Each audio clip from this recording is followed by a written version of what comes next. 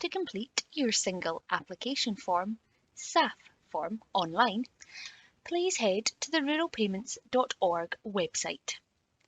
When you are on the main homepage, you should head to the top right corner. Login would apply for those who have already registered for an online account and have a username and password. If you are still to get to that stage, then you should use the Register button. If you require any assistance on getting registered, then head to the Farm Advisory Service website, www.fas.scot, and type into the search bar SAF Online, and the document that appears at the top of the list will give you full instructions. If you have your details ready, then simply click Login, type in your username and password, and you will then reach a page where your business name will be shown in blue and underlined. Click on your business name and a page very similar to this will open. To start your application, you should head to the Applications header on the green toolbar.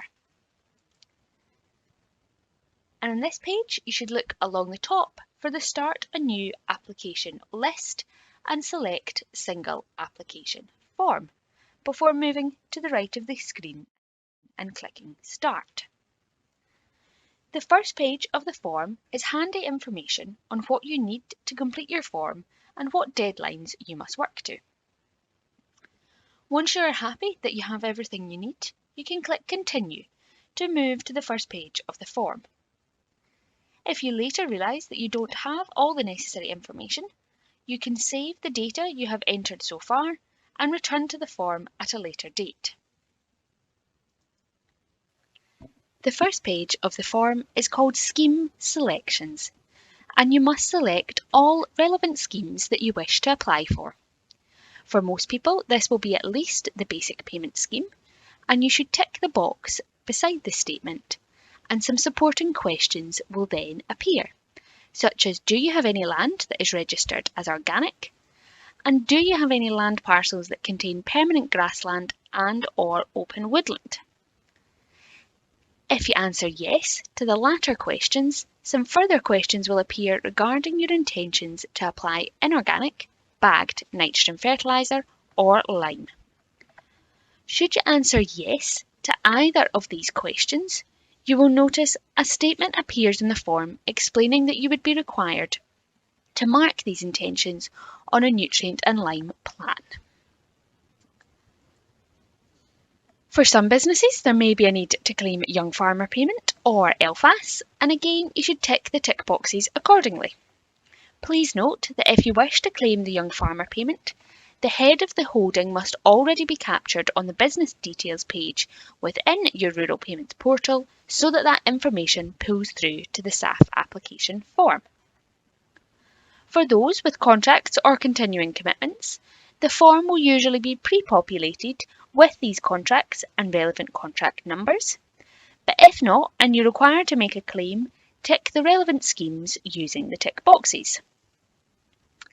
The final section that will appear on everybody's form is a section about where you must confirm whether or not you let land out to another business for the purposes of claiming BPS and LFAS.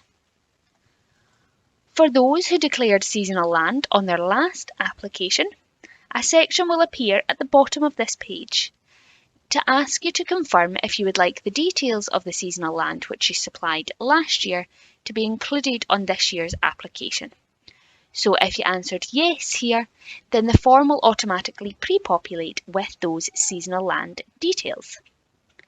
Once you have answered all mandatory questions, the Start Application box will become live and you can move to the next page of the form.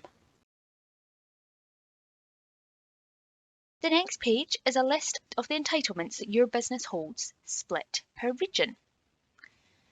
Before you can move on from this page, you must confirm that you do not wish to apply for an allocation of entitlement from the National Reserve. Or if you don't currently hold the entitlements, then you may wish to answer yes to that question if you are eligible to apply to the National Reserve. The next section is the Land Declaration section. and this is the main page where you will enter information about your land and claim. So all permanently held fields that are registered with your business will automatically appear on the form. So to open a field, you simply click on the long field number shown in blue text. This business already has field names entered, but if you are completing your form for the first time, then those field names will not automatically show, but simply type them into the box here. So for example, this field name could be changed to Farmhouse Field. The online form will automatically include the most up-to-date information on that field, including total area, excluded area, and as such, BPS eligible area. As you open each individual field, you must declare the land use area, an LFAS claim area if applicable, but for most people, a BPS claim area, all in hectares. If a field was in PGRS, TGRS, so permanent grass or temporary grass, rough grazing or open graze woodland in the previous claim year, then the land use code will automatically be entered onto the field page. If you require to change that land use code, you can simply click on the land use code, start typing another code, or you can select from the drop-down list of all crop codes available. You must also declare an activity code for each field. You can do this from the drop-down list, just the same as you used to write an activity code on your paper form. The most up-to-date information on this field shows me that 1.97 hectares is eligible in this field, and as I agree with that, I'm going to declare 1.97 as my land use area, and then claim 1.97 for LFAS and BPS. As you are going through your land declaration, when you hit the next button, the information will automatically save and open the next field. However, at any point, you can return to the land declaration to see your full list of fields. As you can see there, the system does not let you proceed until you have entered the necessary information. So for example there, I missed the activity code and the system flagged me an error. A huge benefit to this system, reducing the chances of error and penalty. Once you have entered all of your land data, you should scroll to the bottom of the screen and click Validate. This will check the information you have entered and check that you have not declared or claimed a greater area than what data the system holds about each of your fields. If there are any fields for any reason that are missing from your form or any seasonal that you would like to claim, then you can do this using the Add New Land button. And you should then be asked whether you wish to add permanent or seasonal land or a common grazing, and you should tick the appropriate one before hitting continue to see the page for the full information that you would need to add. Once you have hit validate, the status column will change, and it will change from either not started or in progress to validated or validated with error. So once you've hit the validate button, it's worth scrolling through your pages of fields and checking for any fields marked with validated with error, and ensuring that you correct these errors before you move on. What you want is the status column second from the right hand side to show as validation passed for each field, in which case you can click Save and Continue and move to the next page.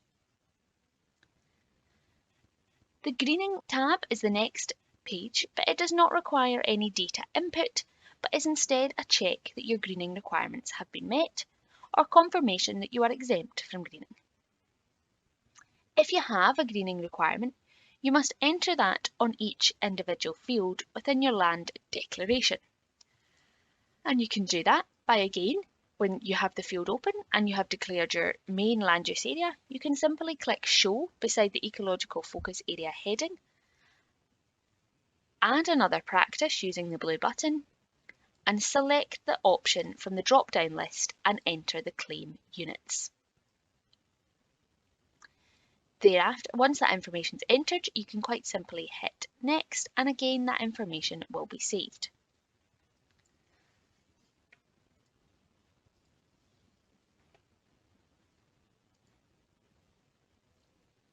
The greening page will, for those who require greening, it will show the area required in relation to the area claimed based on what you have added to each individual field.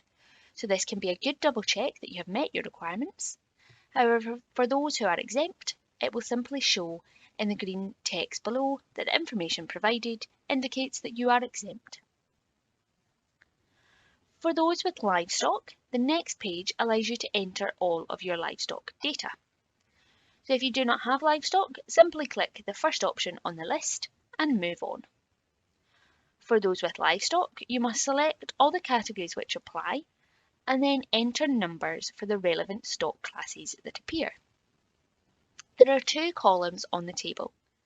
The first is for all livestock present on the 1st of March. That includes all stock in the holding regardless of whether or not you own them.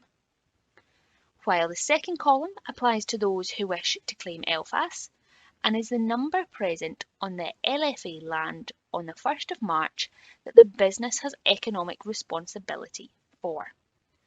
This therefore would not include any third-party stock on the holding on the 1st of March, such as wintering hogs.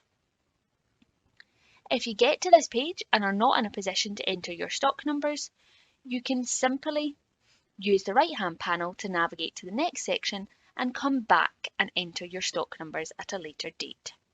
On the business details page, there are two questions to answer. The first will always be pre-populated with I only have land in Scotland, but you can adjust that as necessary.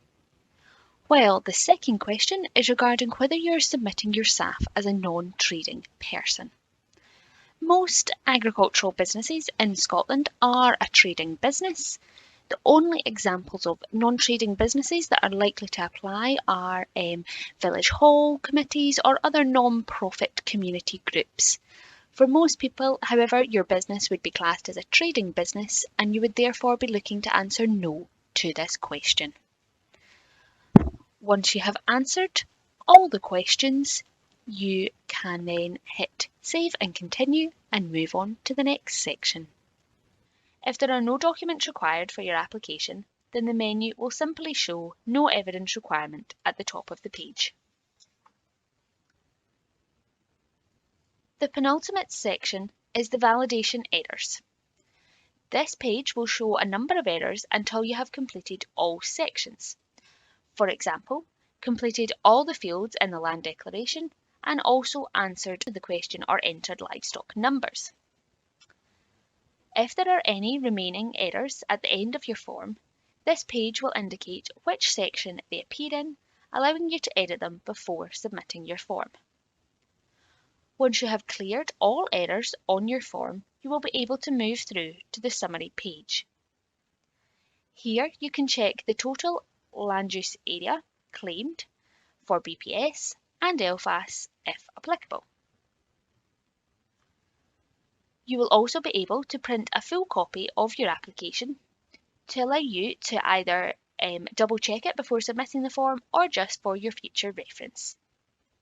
To submit the form, you must read through the declarations and undertakings and tick the box at the end to confirm that you have read and understood them. The Submit button will not become live until you have ticked that you have read and understood the declarations and undertaking. Once you have hit Submit, there will be a pop-up that appears on the middle of the screen, confirming that you are definitely happy to proceed and submit your form. At which point, the form will show as submitted on the Applications menu, and you will be able to access a copy of your form at a later date, along with all other applications that you submit through the system.